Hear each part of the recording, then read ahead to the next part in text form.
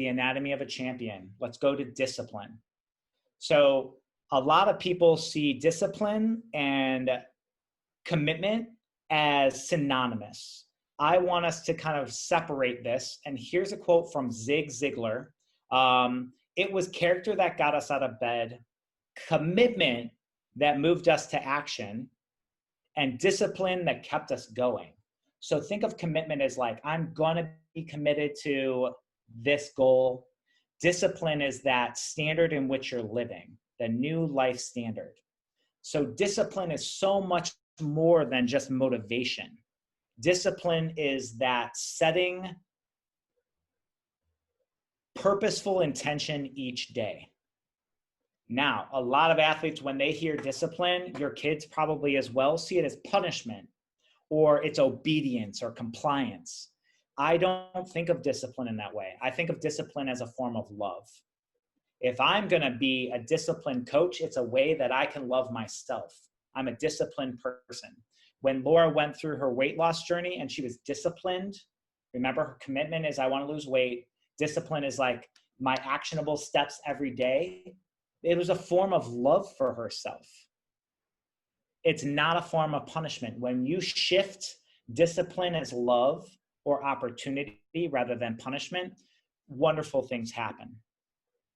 And finally, there's nothing more harmful to a team than us neglecting discipline. So let's look at now our athletes and think of them in three different types or three different behaviors. The very first is the paddler. So over here, the paddler are those athletes who work with passion. They feel connected to the program. They're the ones who are actively rowing the boat to move the culture forward. We then have the passengers on our team. And I think it's important to note that these people aren't always the same. Sometimes when we go from stunting, we have a bunch of paddlers, and then all of a sudden we go to jumps and we have a bunch of those paddlers become passengers, where they do the bare minimum. Can I get some head nods? I'm like, yeah, I definitely see that in my kids. Sometimes they're a paddler, sometimes they're a passenger. Passengers also, or athletes, when they're being average, they follow the peer pressure set by the team. When I say peer pressure in a mind-body cheer camp, though a lot of people think of peer pressure as a negative or has a negative connotation, I think of peer pressure as positive. Not always, but I want the culture of our team to be positive. I want positive peer pressure. I want so many of these paddlers on my team that those athletes who happen to be in the comfort zone or their fear zone, if we remember from just a second ago, the passengers happen to be in a fear zone or a comfort zone. And so what they're trying to do is just follow the team. They don't want to stick out. So I want the paddlers to be going, come on, pick up an oar and row with us.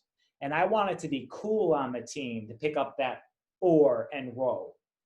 But unfortunately, a lot of our cultures or even certain practices, when things get rough, we find that we're stuck with a bunch of pirates, people who are pulling the team in the opposite direction of our goals. They're not living our standards. Why or how? They're placing blame, they make excuses, or they're complaining about the standards or the things that you're having them do.